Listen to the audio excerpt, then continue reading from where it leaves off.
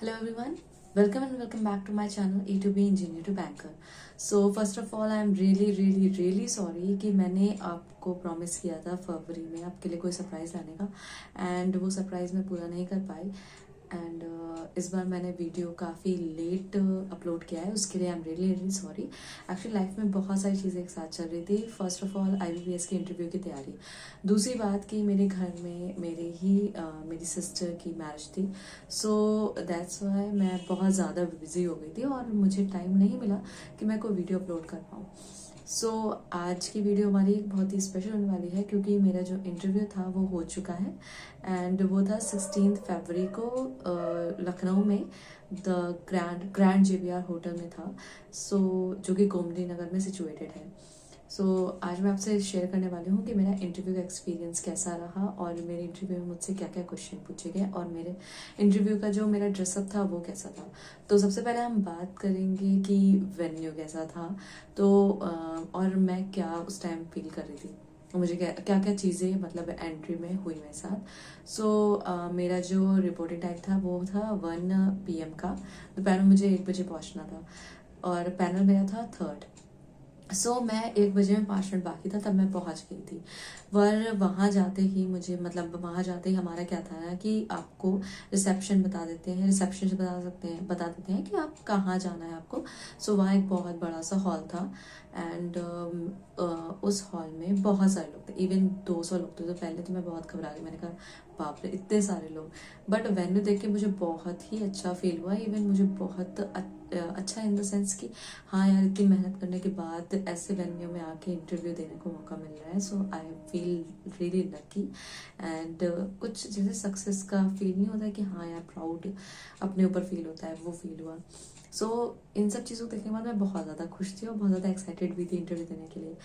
और उसके बाद हमारा ये हुआ कि हमें सबसे पहले कराना था बायोमेट्रिक्स। तो बायोमेट्रिक के लिए मैं गई, जो हमारा एंट्री के टाइम पे ही एक सेल बने हुआ था, मतलब पैनल टाइप का बना हुआ था, 1 2 3 4 लिखा हुआ था। तो वहाँ जाके आपको क्या करना था कि अपना जो इंटरव्यू का कॉल लेटर है और एप्लीकेशन, अपना इंटरव्यू का कॉल लेटर आपको सबमिट करना था। इंटरव्यू का कॉल लेटर सबमिट करने के बाद उन्होंने कहा कि आप जाके बैठ जाइए, आपका नाम कॉल किया जाएगा तब आप यहाँ आइएगा बायोमेट्रिक करवाने के लिए। उसके बाद मैं जाके वहाँ पे बैठ गई तो मुझे पता चला किसी ने कहा कि हैंड रिटन डिक्लेरेशन भी फिल करना है। तो हमने किसी पैनल से, एक्चुअली वहाँ पे 9 पैनल थे, टोटल 9 पैनल थे, तो एक पैनल से जा करके हैंड रिटन डिक्लेरेशन ले लिया। वो आप किसी भी पैनल से ले सकते हो। आपका मतलब ज़रूरी नहीं है कि आप 3rd पैनल से आए तो 3rd पैनल से लें, और पहले भी भरने की ज़रूरत नहीं है, बाद में भी भर सकते हो, पर मैंने पहले ही भर लिया था। उस जो फॉर्म था हैंड रिटन डिक्लेरेशन में मुझे भरना था लीडिंग बैंक कौन सा है, नोडल बैंक जो ये इंटरव्यू कंडक्ट करवा रहा है, तो हमारा बैंक ऑफ बड़ौदा कंडक्ट करवा रहा था। एंड अपना नाम और जो मैं डॉक्यूमेंट लेके गई थी वो सब, मैं डॉक्यूमेंट बैग भी आपके साथ शेयर करूँगी कि मेरा डॉक्यूमेंट बैग कैसा था। ये था मेरा डॉक्यूमेंट बैग। तो इस तरह का बैग लेना होता है आपको। तो मेरा ये बैग 200 के अप्रॉक्स या 150 160 तक का आपको मिल जाएगा। ये बैग का ऐसा टाइप का बैग है, पूरा अच्छा बैग है, मतलब चेन वगैरह देख लेना क्योंकि वहाँ ऐसा ना हो चेन अटक जाए, दिक्कत है। हाँ, बाकी तो डॉक्यूमेंट ही लेके जाने हैं। इस तरह का है ये अंदर से, जैसे कि देख सकते हो। सॉरी, तो इस तरह का अंदर से है, यहाँ पे स्पेस दे रखा है। ये चीज़ मुझे बहुत अच्छी लगी, यहाँ मैंने अपनी फ़ोटोज़ वगैरह रख ली थी इन केस की अगर वहाँ ज़रूरत पड़ी तो मैं फ़ोटो वैसे स्टिक करके ले गई थी, 2 फोटोज़ जो भी कॉल लेटर में लगी थी। तो यहाँ पे मैं अपना सामान रख सकती थी, एक्स्ट्रा चीज़ें रख सकती थी, और ये एक स्पेस थी और एक पेन का स्पेस था। तो पेन आपको ले जाना बहुत है, मस्ट है। सेल्फ अटेस्ट करने पड़ते हैं वहाँ पे जाके डॉक्यूमेंट्स। आपको फोटो कॉपी एटलीस्ट 2 लेके जानी है कि मतलब चलो एक डॉक्यूमेंट में कोई गलती, एक फोटो कॉपी में कोई गलती हो गई तो दूसरा वाला ठीक हो जाएगा। तो आपको एटलीस्ट 2 फोटो कॉपी तो लेके ही जानी है हर एक डॉक्यूमेंट की, ठीक है। तो ये मेरा पेन है और ये मेरे डॉक्यूमेंट्स हैं।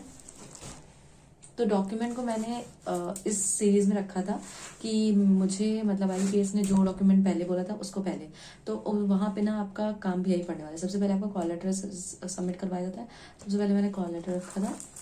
उसके बाद ये है मेरा एप्लीकेशन रिप्रिंट।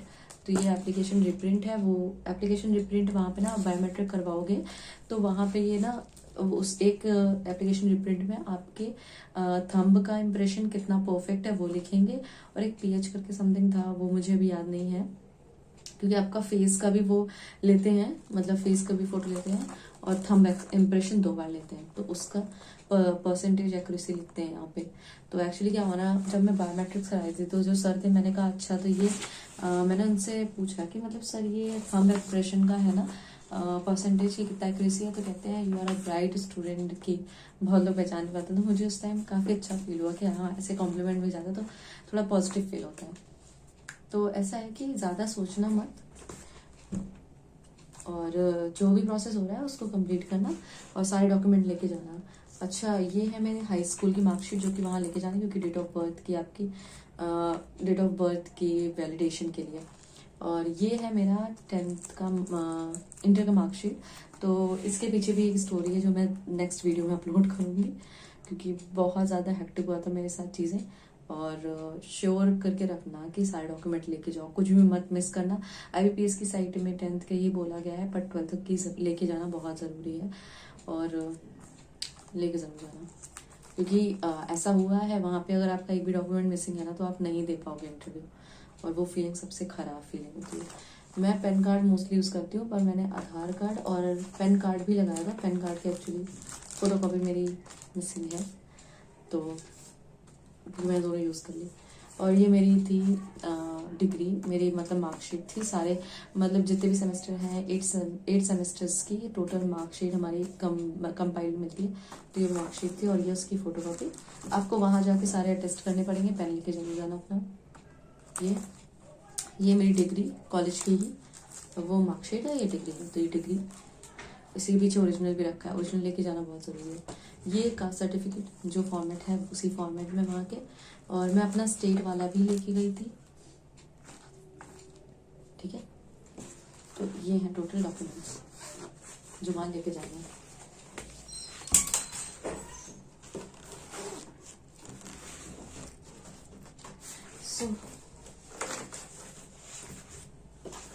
सो डॉक्यूमेंट के बाद हम बात करेंगे कि वहाँ डॉक्यूमेंट वेरिफिकेशन हो गया। सबसे पहले आपका बायोमेट्रिक होगा। बायोमेट्रिक होने के बाद आपको फिर से वहाँ पे अपने पैनल के पास जाके बैठ जाना है बायोमेट्रिक होने के बाद। और पैनल बैठने के बाद, हाँ तो क्या बोल रही थी मैं, कि बायोमेट्रिक होने के बाद ना आपका लिस्ट में नाम आ जाता है। देन आपको अपने पैनल के पास जाके बैठ जाना है। तो मेरे 9 पैनल्स थे और सारे पैनल्स में जो जो स्टूडेंट थे वो अलग अलग बैठे हुए थे। तो मेरा पैनल नंबर 3 था, तो मैं वहाँ जाके बैठ गई थी। देन उसके बाद वो आपका नाम कॉल करेंगे, फिर आपको जाना है डॉक्यूमेंट वेरिफिकेशन के लिए। तो डॉक्यूमेंट वेरिफिकेशन के टाइम में मैंने डॉक्यूमेंट करवाया पूरे अपने वेरीफाई। उसके बाद आपको फिर अपनी सीट पे अपने ही पैनल में बैठे रहना है।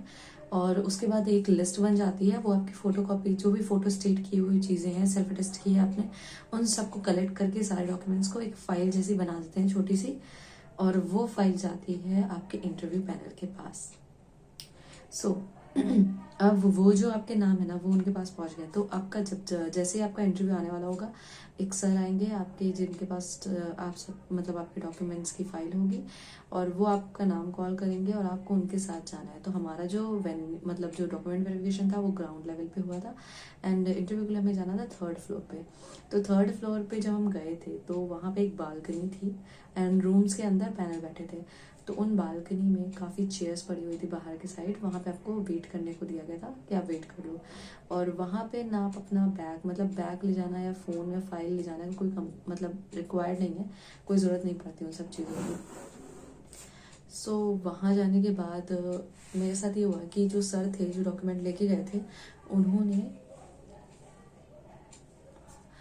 मुझसे मतलब उन्होंने ही मेरे लिए गेट खोल दिया था। तो मुझे नॉक करने का या मे आई कम इन बोलने का मतलब चांस नहीं मिला, पर फिर भी मैंने मे आई कम इन बोल के एंटर किया। एंड वहाँ पे एक छोटी सी बालकनी बनी थी रूम के अंदर, तो वो कम से कम 4 से 5 कदम की बालकनी थी। तो वहाँ पे जब मैं जहाँ से मतलब मुझे सारे मेंबर्स दिख रहे थे, वहाँ खड़े होके चेयर से कम 2-3 कदम की दूरी पे खड़े होके, डिस्टेंस खड़े होके मैंने सबको ग्रीट किया, गुड आफ्टरनून मैम। मैम से शुरुआत की, मैम मेरे राइट हैंड साइड पे थी।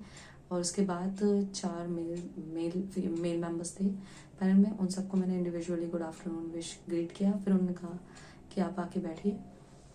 तो फिर मैंने उनको बैठने के साथ ही thank you sir and thank you ma'am बोला। तो यहाँ से हमारी शुरू होती है क्वेश्चन सीरीज।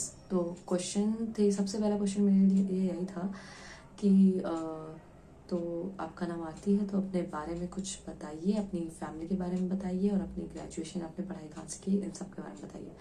तो आपको वहाँ पे जाके ना एकदम, मेरे बात में नर्वस मत होइए, एकदम नॉर्मल, एकदम शांत मन से अपने हाथ एकदम सामने रख के स्ट्रेट बैठना है, ज़्यादा झुकना नहीं है, ना ज़्यादा गर्दन आपकी मूव करनी है, बस हाँ सबसे आई कांटेक्ट बनाते हुए आपको आंसर देने हैं। सो मेरा आंसर शुरू हुआ, मैंने अपने बारे में बताया। एक्चुअली मेरा ये था कि मुझे इंटरव्यू जो देना था वो हिंदी में देना था, तो मुझसे जो उन्होंने पूछा वो हिंदी में पूछा इंट्रोडक्शन, तो मैंने इंट्रोडक्शन उनका पूरा हिंदी में दिया अपना, और अपनी स्टेट के बारे में, अपनी सिटी के बारे में कुछ एक स्पेशल लाइन ज़रूर बोल देना, ताकि उन्हें लगे कि हाँ आपको अपनी सिटी के बारे में कुछ पता है। तो जैसे मैं कानपुर से बिलोंग करती हूँ, तो मैंने बोला था कि मैं कानपुर की रहने वाली हूँ, जिसे commercial capital of Uttar Pradesh भी कहा जाता है। अब यहाँ पे वो मुझसे पूछ सकते थे कॉमर्शियल कैपिटल क्यों कहा जाता है, पर उन्होंने मुझसे नहीं पूछा, तो मैं बता सकती थी कि हाँ सर, यूपी में कानपुर में इंडस्ट्रियल एरिया बहुत ज़्यादा है, कानपुर की इंडस्ट्रीज बहुत फेमस है, जैसे जीके जूट मिल हो गया, लाल इमली हो गया, और लेदर का तो मतलब कानपुर में जो लेदर प्रोडक्शन होता है वो बहुत ज़्यादा होता है, मतलब वर्ल्ड ग्लोबल लेवल पे कानपुर का लेदर फेमस है। सो मुझसे क्वेश्चन नहीं पूछा गया। फिर मैंने अपना ग्रेजुएशन के बारे में बताया, तो और अपने फादर के बारे में बताया कि वो एक बिजनेसमैन है, तो उन्होंने मेरे फादर के बिजनेस के बारे में पूछा, तो मैंने उनको इलेबोरेट किया कि मेरे फादर क्या बिजनेस करते हैं। तो इस तरह से फैमिली बैकग्राउंड से काफ़ी क्वेश्चन पूछे उन्होंने, जैसे मेरे ब्रदर एंड सिस्टर के बारे में पूछा, और मेरी सिस्टर के husband means brother in law के बारे में पूछा कि क्या वर्क प्रोफाइल है उनकी। फिर उन्होंने अब मुझसे पूछा कि आपने मैकेनिकल इंजीनियर किया है, तो फिर आपने इंजीनियर के बाद बैंकिंग क्यों चूज़ किया। सो उसके लिए मैंने आंसर पहले ही प्रिपेयर करके रखा था, एंड यही था मेरा आंसर कि थर्ड ईयर से ही सर मेरा इंटरेस्ट गवर्नमेंट जॉब्स की तरफ था, एंड मैकेनिकल इंजीनियरिंग में गर्ल्स के लिए जो जॉब अपॉर्चुनिटी होती है वो काफ़ी कम होती है, एंड बैंकिंग मैंने इसीलिए चुना क्योंकि बैंकिंग में fast and fair selection process होता है, एंड आपको अच्छी करियर ग्रोथ मिलती है, साथ में आप इंटरनल एग्जाम देकर के प्रमोशन टाइमली ले सकते हो।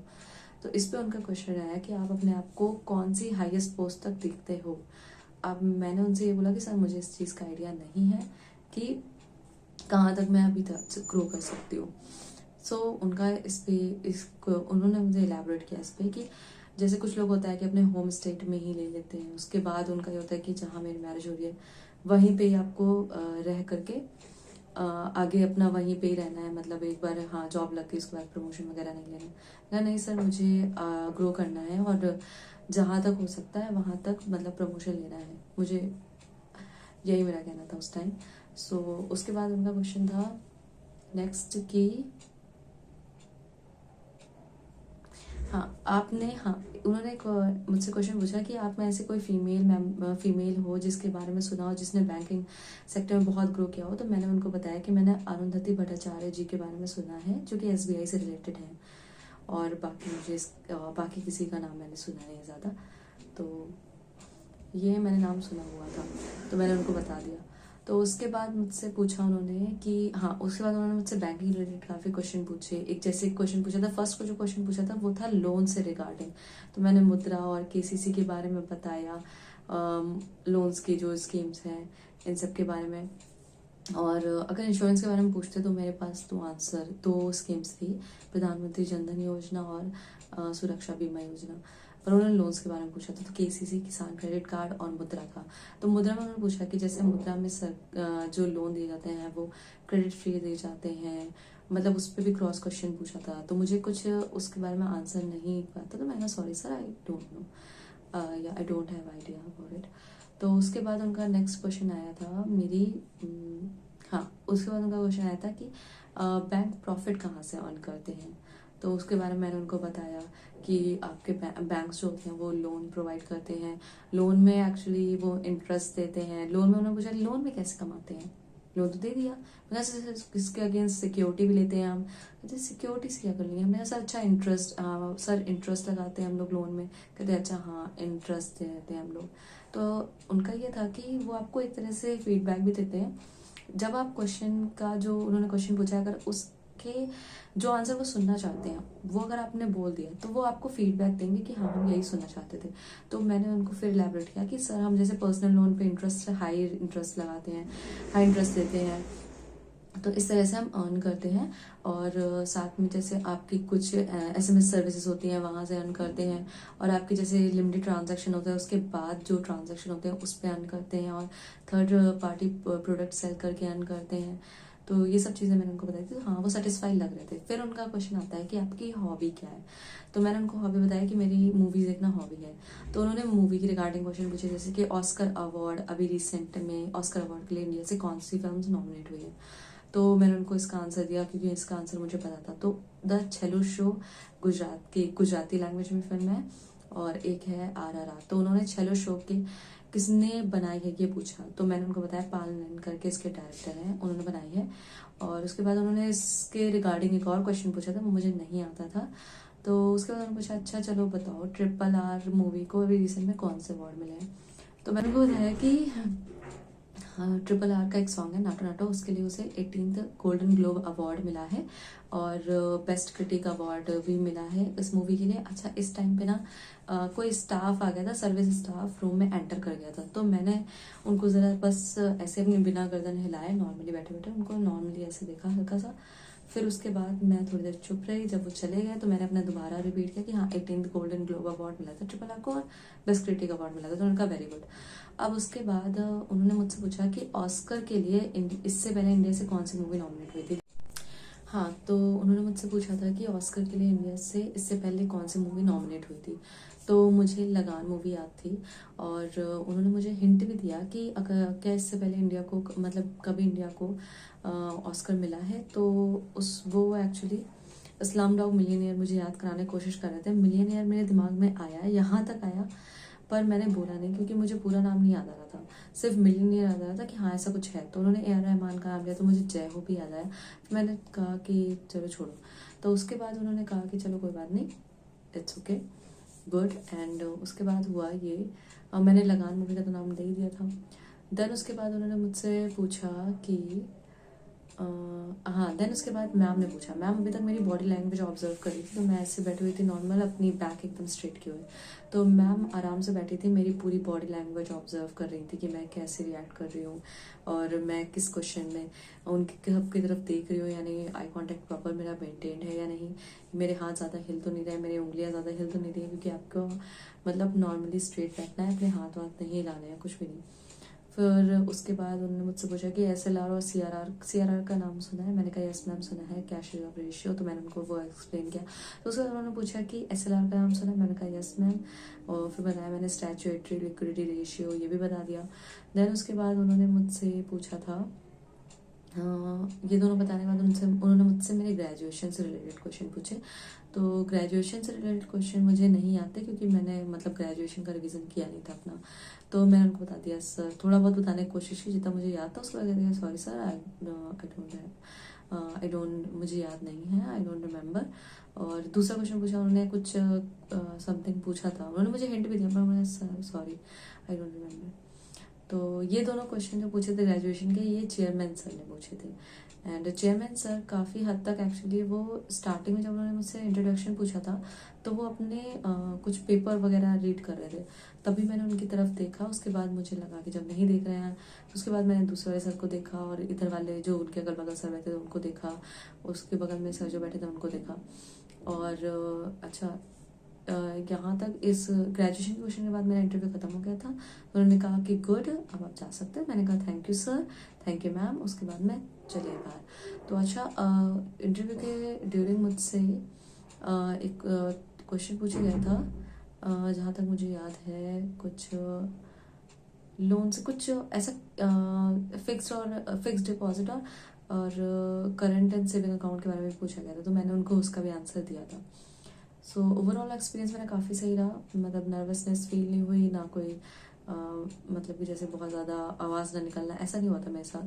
मतलब मुझे जो आंसर आ रहा था मैं बोल रही थी, और जो नहीं आ रहा था उसके लिए मैं सॉरी सर बोल रही थी, क्योंकि मुझे नहीं पता है। और मैं वहाँ पे अगर गेस करना तो मैं सर कह रही थी 2 मिनट सर, ताकि मतलब मैं सोच सकूं। फिर वो उतना भी टाइम दे देंगे आपको आराम से, और हिंट भी देते हैं, और फीडबैक भी देते हैं। तो इंटरव्यू एक्सपीरियंस मेरा बढ़िया था। And that's all. उसके बाद ये हुआ कि अब मैं अपने अगर ड्रेसिंग पे आऊँ तो मैंने ब्लू कलर का, एक्चुअली लाइट ब्लू कलर का खादी टाइप के टच में कुर्ता पहना हुआ था और उसको लेगिंग, वाइट लेगिंग के साथ पेयर अप किया था। एंड देन वाइट कलर का एक दुपट्टा लिया था कॉटन का, और उसको यहाँ साइड में पिन अप करके रखा था। एंड ब्लैक कलर की बैलेरिना ली थी, जो कि ऑफिशियल वर्क के लिए यूज़ की जाती है, ऑफिशियली लगती है वो देखने में।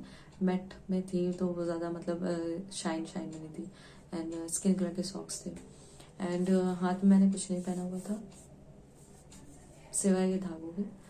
ये रिंग भी नहीं पहनी थी मैंने। और एक पॉनीटेल बनाई हुई थी और बेयर स्किन थी। सिर्फ लिप बाम, आप लिप ग्लॉस वगैरह यूज़ कर सकते हो और फेस पे क्रीम लगा सकते हो, बस दैट्स इट। तो यही था टोटल मेरा इंटरव्यू का। इंट्रोडक्शन अच्छा था, पैनल मेंबर अच्छे थे, मैम भी अच्छी थी। और आप वहाँ पे जाओगे, अगर आप अपना आंसर मतलब उसी लैंग्वेज में दें जिसमें आप कंफर्टेबल हो। इंग्लिश में फंबल करने से बेटर है कि आप हिंदी में आंसर दो और इंग्लिश की थोड़ी टर्मिनोलॉजी यूज़ कर लो। और इंट्रोडक्शन अगर आपको लगता है कि इंग्लिश में देना चाहिए तो इंग्लिश में दे दो। मेरे से उन्होंने हिंदी में पूछा था, इसलिए मैंने उन्हें हिंदी में ही आंसर दिया। और बाकी इंटरव्यू मैंने हिंदी में ही दिया है और इंग्लिश की टर्मिनोलॉजी यूज़ की है। सो यही मेरा इंटरव्यू था टोटल। और बाकी अगर देखा जाए तो एवरेज है, एंड एवरेज के आसपास ही, और रिजल्ट अप्रैल में आएगा। सो कह नहीं सकती कि क्या मार्क्स आएंगे, बट हाँ आई एम एक्सपेक्टिंग कि 70 के अप्रॉक्स तो आ ही जाए। और फर्स्ट इंटरव्यू था, सो नर्वसनेस कम थी। और नर्वस मत ही हो तो अच्छा है, कॉन्फिडेंट रहो, अच्छे मार्क्स आएंगे। So all the very best जिनका भी इंटरव्यू आने वाला है और आगे के दिनों में होने वाला है उन सभी को। And take care.